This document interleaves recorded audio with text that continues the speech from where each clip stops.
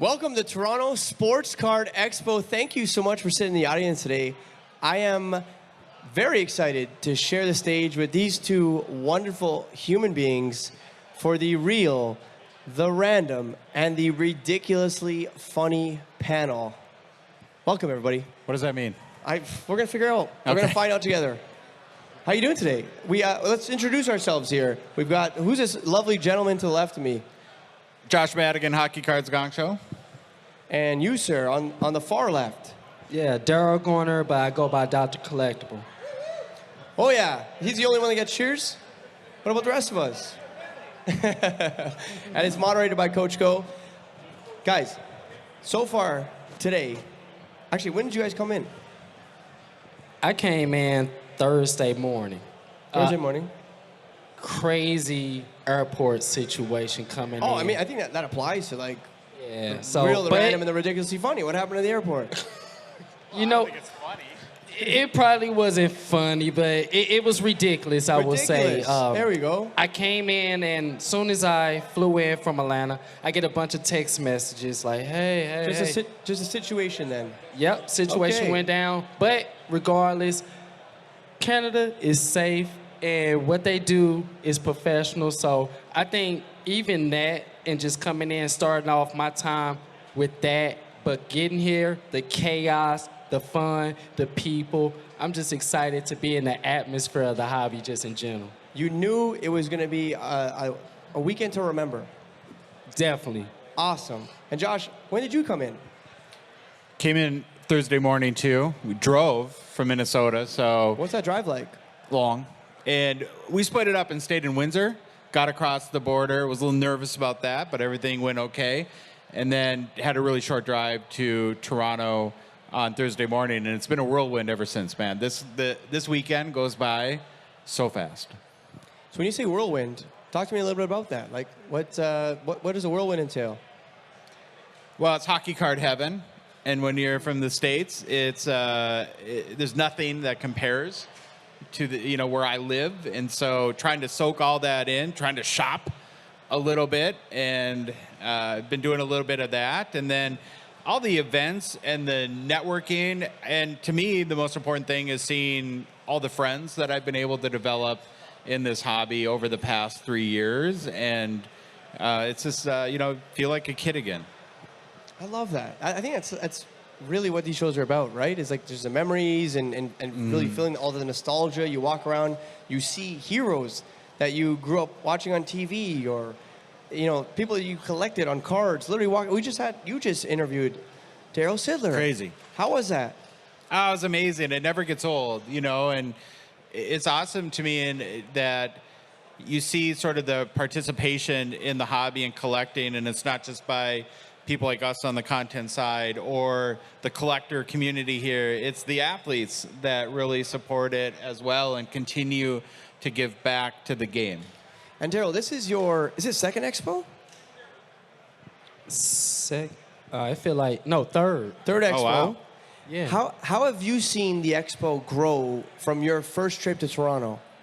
So even before my time coming, I always heard about the show. Shout out to Ray Schulte, good friend of mine. He always told me, hey, you need to go out to Toronto.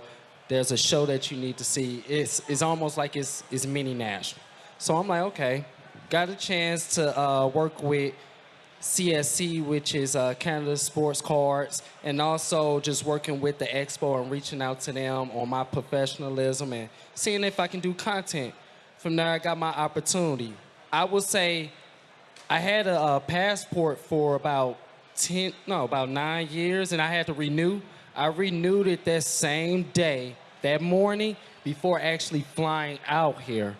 So just to even get my first experience and seeing the transition of me going my first time out the country and getting that atmosphere to now, I'm getting more used to it. I've been to, a Blue Jays game now. I'm experiencing more about hockey, learning more about the culture, and not only that, visiting Vancouver now. I want to go to Montreal.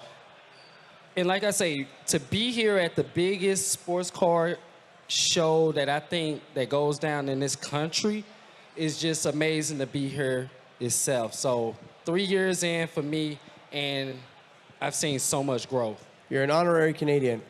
So, I mean, part of this panel is the real, the random, and the ridiculously funny.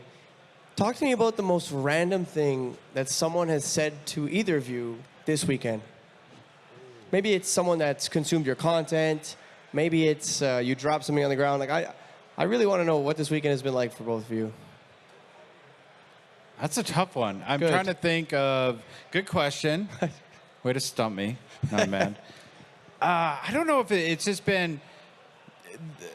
For us, it's like, you know, it's humbling to be recognized, and you know, it feels random every time somebody comes up and says that they appreciate what you do. I mean, that's the, you know, I don't. It's kind of the greatest compliment that we can get in that, because I think what all of us really try to do is, you know, make the hobby a better space, build the hobby up, create new opportunities for collectors, and you know, represent the good of the hobby versus all the negative stuff.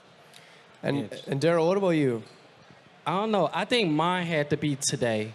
Shout out to Beckett. I love what they do over there. You know, as I have my own card, I actually signed one for Elite.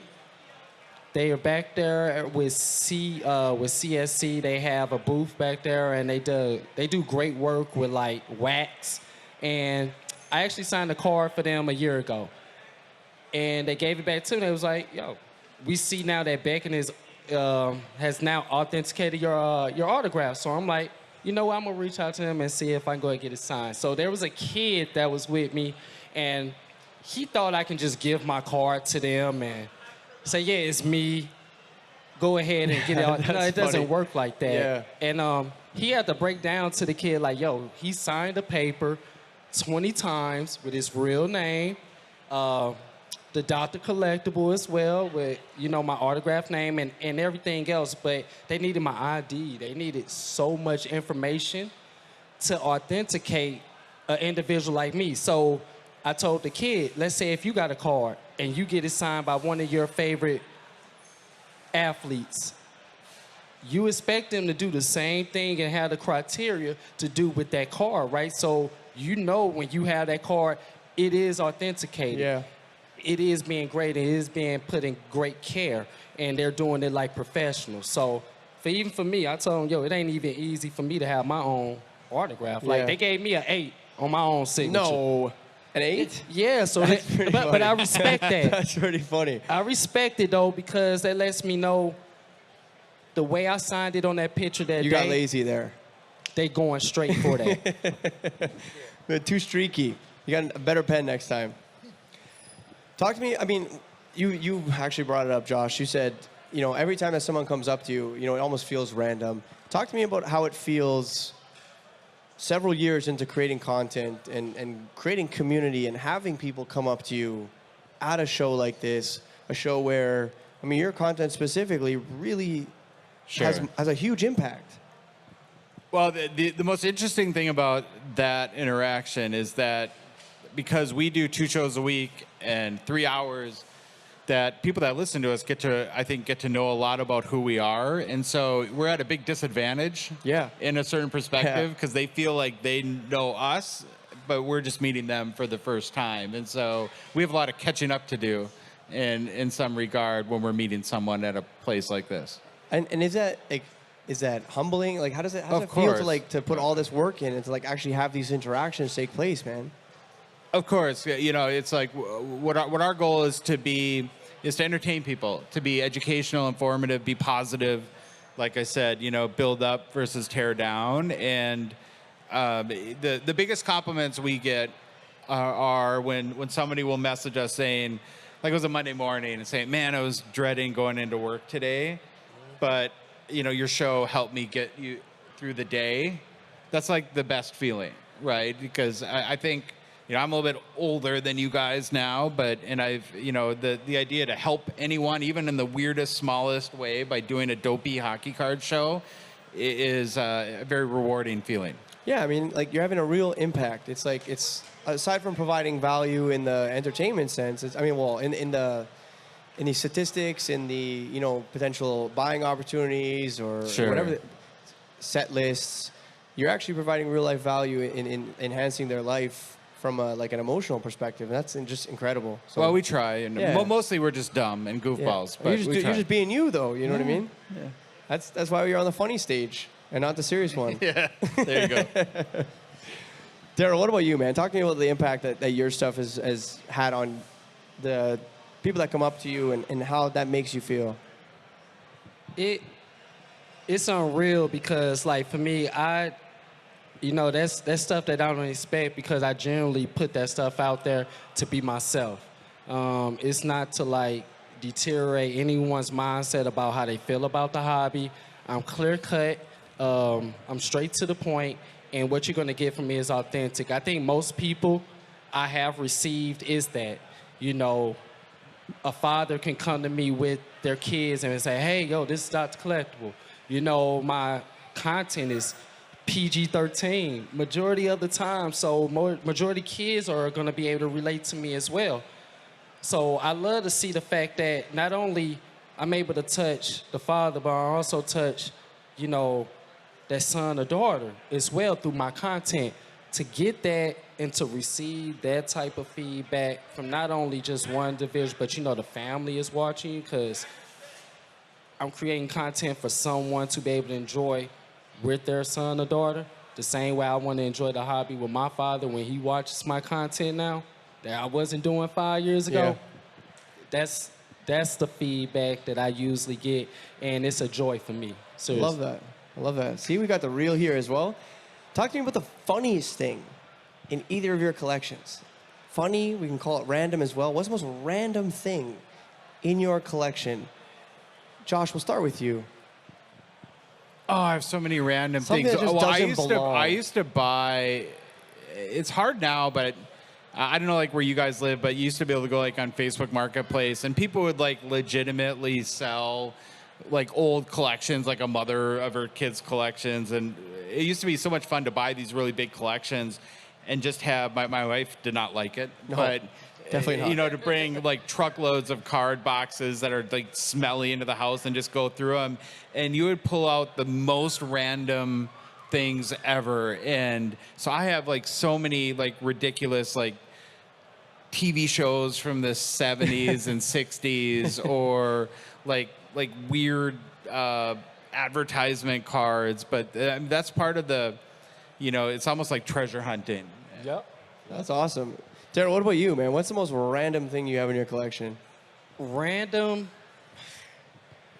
All right, so I collect magazines. Nice. A lot of magazines, and a lot of these magazines are very controversial. You're talking about Sports Illustrated, ESPN, and it might be a time of a life where the athlete was at their lowest.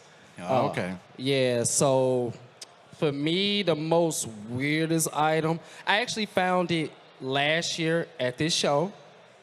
And Are you just saying that, or are you? That's just. Yeah? no, I'm so serious. I am so serious. I actually got the video footage and everything. I just haven't put it out there yet because, like, the person controversy. Yeah, of course. I'll be honest. It's like P. Diddy, but he's on the magazine, and the magazine is so controversial of the things that it say and what he's going through now in life. So I'm like, it's almost like a revision of the past is now showing future. So yeah, the magazines, I'm definitely into that. There's a lot of people in time that have went through a lot of things in their lives, and regardless, at the end of the day, with them individuals going with what they went through, O.J. Simpson, whoever it may be, I mean, you still just have to enjoy the art that they put out in their lifetime. So for me, like Mike Tyson, I know he went through things, but at the same time, I enjoy his art. He's a boxer, and that's what he do. And that's what I'm going to enjoy with that. So magazines for me. Cool. Is there a pivot that you guys, either of you, are kind of like looking to do? Is there like a section of the hobby, or maybe like a collectible, or something that you want to kind of dive into, and you're going to put a little bit more time than you've been putting into it over the last little bit, let's say in the next 3 or 6 months? Yeah, for me, it's vintage. Cool. And we've been doing this Get to Know Your Hall of Famers series on our show, where we started with the very first Hockey Hall of Fame class, which was in 1945, and have been profiling every single player until we get to present day. And through that, and both Phil, who's on our show too, we both have the goal. So in the 1910 C56 set, the card number 1 is Frank Patrick, and that's really the very first hockey card. I was looking for it here. Nobody has it, but that's a goal. And so as we're learning more about, and these players, their stories are incredible. Like what an athlete had to go through in the early 1900s, not just to play their sport. A lot of like hockey careers were interrupted by World War I, where they started their career, then they were in France for 3 years fighting World War I, and then come back and resume their career. And beyond that, the Patrick brothers who invented the blue line, and things that are kind of important to the game today. And so it's like, but sometimes I feel like you just got to take that leap. Yeah. Right, and it's hard to take that first step. But once you do, you kind of get sucked in. Yeah, I mean, I love that, man. That's awesome. Darryl, what about you? Is there any like a collectible that you're like, I want to just put a little bit more time and energy into? You don't necessarily have to be buying, but maybe just something that you want to dive a little bit more into than you have been right now. Yeah, a lot of mine recently has been like pop culture, not just singly sports related, but like, I don't know if y'all remember the movie Mars Attack. Yeah. I remember that growing up. I collect them cards. I have a whole booklet with every card starting from number 1 to I think it's like 150, if I'm not mistaken. Oh, wow.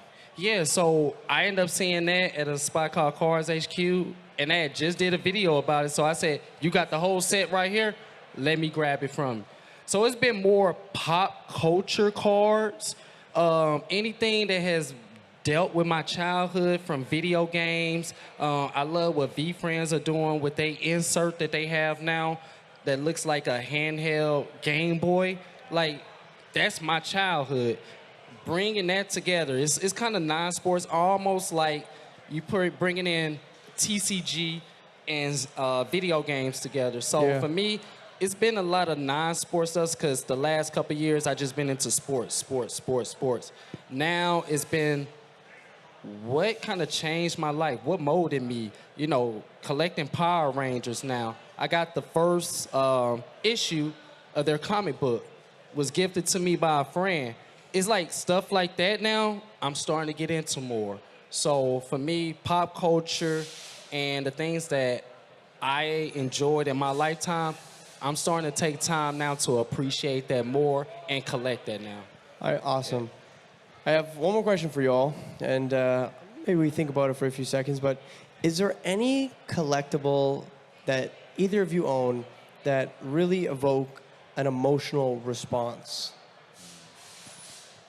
Yeah, I got one. It's actually, as a hockey guy, it's a baseball card. So I own 1956 Jackie Robinson, Topps Jackie Robinson. And to me, it's just like, I feel like a card like that is a piece of the historical record, a piece of history, and it represents such an important time in America and a pivotal time in America, and so it goes beyond just cardboard. And I think every time I look at that card, I think about that. I think about what it was like for him in 1956, and and I think that it has more meaning to me because of that.